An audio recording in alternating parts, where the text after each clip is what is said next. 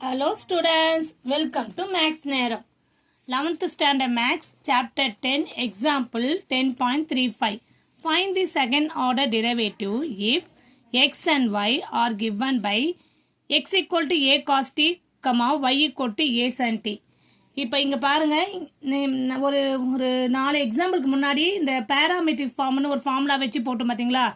எக்ஸும் ஒய்யும் எங்கே இதுவாகுது, x Y ரெண்டுமே எதில் இதுவாகுது, டீயில் வந்து டிஃப்ரென்ஷியேட் பண்ணுற மாதிரி இருக்குது. ஓகேவா, ரெண்டுத்துக்கும் டி தான் இருக்குது.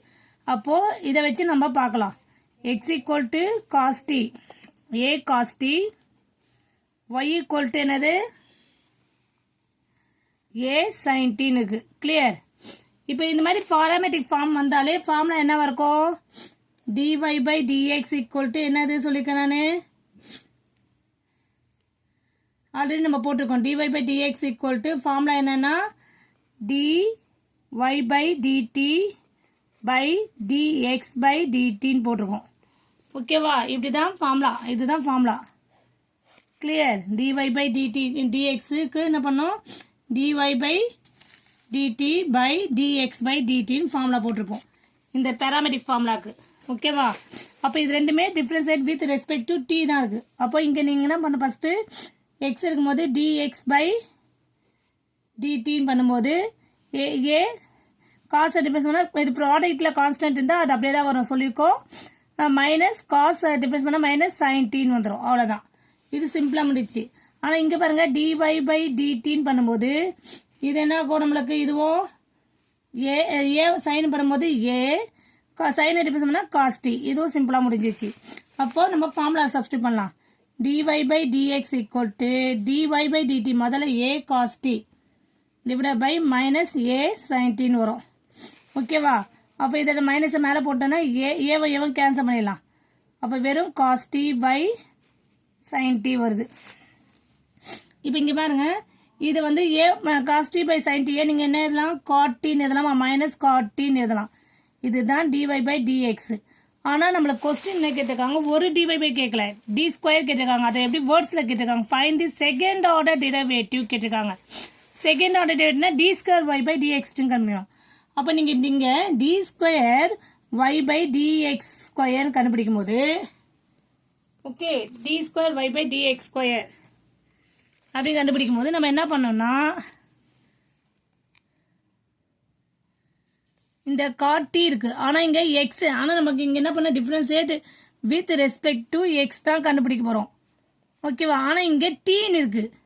அப்போ நம்ம இதை என்ன பண்ணோம்னா டீயை கூட நம்ம டிடி பை டிஎக்ஸாக டிஃபரன்ஸ் பண்ணணும்னு அர்த்தம். கிளியர். ஏன்னா டி வந்து நம்ம எக்ஸுக்கு தான் டிஃபரன்ஸ் பண்ண போகிறோம். அப்போ இதை டிடி பை டிஎக்ஸ் கண்டுபிடிக்கணும். அவ்வளோதான், வேற எதுவுமே இல்லை. அதனால இந்த இதை கொண்டு வரும். இப்போ இதை வந்து இது பார்க்கும்போது நம்மளுக்கு என்ன, இது பார்க்கும்போது நம்மளுக்கு எப்படி தெரியுது, டி காட் டீனுக்கு. இப்போ காட் டீயை டிஃபரன்ஸ் பண்ணால் நம்மளுக்கு ஆல்ரெடி ஃபார்முலா தெரியும். காட் டீயை டிஃபரன்ஸ் பண்ணால் மைனஸ் காட் எக்ஸ்ன்னு வச்சுக்கோங்க. இங்கே சும்மா ஃபார்முலா தானே சொல்கிறேன் நான்.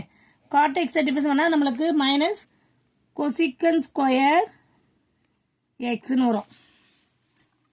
கொசிக்கன் ஸ்கொயர் எக்ஸ்ன்னு வரும். ஓகேவா, கொசிக்கன் ஸ்கொயர் எக்ஸ். இப்போ அதே தான் இங்கே சப்ஸ்டியூட் பண்ண போகிறோம். இங்கே டீன்னு வச்சிங்கன்னா மைனஸ், ஆல்ரெடி ஒரு மைனஸ் இருக்கு, ஃபார்முலாவில் வர மைனஸு கொசிக்கன் ஸ்கொயர் டி, இந்த டீயை நம்ம டிடி பை டிஎக்ஸ்ன்னு போடணும். ஓகே, இப்போ மைனஸ் இன்ட்டு மைனஸ் ப்ளஸ் ஆகிடும். கொசிக்கன் ஸ்கொயர் டி, இந்த டிடி டிஎக்ஸை தலைக்குதான் போட்டுக்கலாம், டிஎக்ஸ் பை டிடின்னு போட்டுக்கலாம். ஏன்னா நம்மளுக்கு இதுக்கு வேல்யூ இருக்கு. ஓகேவா, இதை தலைக்குதான் போடுறோம், அவ்வளோதான், ரெசிப்ரோக்கலாக போடுறோம், அவ்வளோதான். இப்போ என்ன பண்ணலாம், cosecant square t dx by dt value என்ன, minus sorry 1 by dx by dtன்னு வரும்.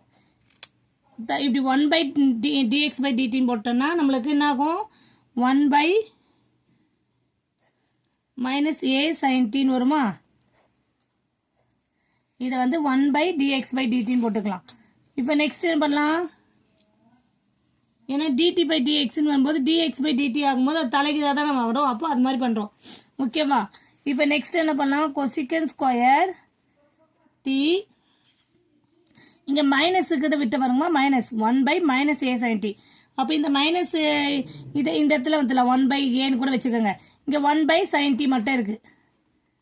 ஓகே, இப்படி போட்டுக்கோங்க. ஸ்டெப் பை ஸ்டெப்பாக போடுவோம், அப்போ தான் நம்மளுக்கு கிளியராக புரியும். ஓகேவா? இப்போ என்ன பண்ணலாம்? Minus cosecant square t. Okay, இந்த பை ஏ இருக்கு. இங்கே 1/sin t எப்படி எல்லாம் கொசிகன் டீன்னு எழுதலாமா? அப்போ இங்கே ப்ராடக்ட் பை ஏ, ப்ராடக்ட்னா மல்டிபிள் பண்ணுறது. அப்போ d square y by dx square equal to minus cosecant square multiple பண்ணும்போது 3 ஆயிடுது. கொசிகன் கியூப் பை ஏ ஆயிடும். அவ்வளோதான், வேற எதுவுமே இல்லை. புரியுதாம்மா? திருப்பியே சொல்கிறேன் பாருங்க. எக்ஸ் வேல்யூ ஒய் வேல்யூ ஆனால் நம்மளுக்கு பேராமெட்ரிக் ஃபார்மில் போடணும். பேராமெட்ரிக்கில் ஃபார்மில் போடும்போது dx by dt dy by dt dxை நம்ம இப்படி போடுறோம். இதை கேன்சல் பண்ணி ஃபார்முலா சப்ஸ்டிட் பண்ணி போடுறோம்.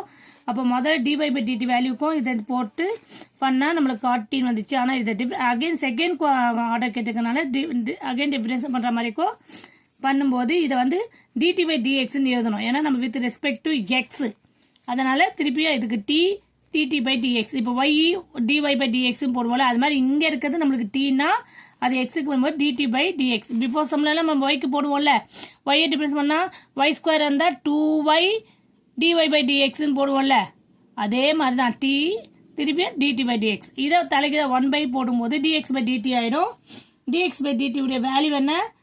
1 dx பை dt வேல்யூ வந்து மைனஸ் a sin t-னுக்கு அதை வந்து இங்கே சப்ஸ்டியூட் பண்ணுறோம். அந்த இதை வந்து நான் தனியாக எடுத்துட்டு இந்த 1/sin t மட்டும் உங்களுக்கு என்ன பண்ணுறேன்னா ஃபார்முலா ட்ரிகனாமெட்ரி ஃபார்முலா கொசிகன் டி ஆகிடும். அப்போ ஆல்ரெடி ஒரு கொசிகன் ஸ்கொயர் டீயும் இங்கே ஒரு கொசிகன் டீயும் மல்டிபிள் பண்ணால் கொசிகன் கியூப் ஆகிடும். ஓகேவா? அப்போ minus cosecant cube by t d square y by dx square equal to இதுதான் value. Okay, final value. Clear students? Thank you students.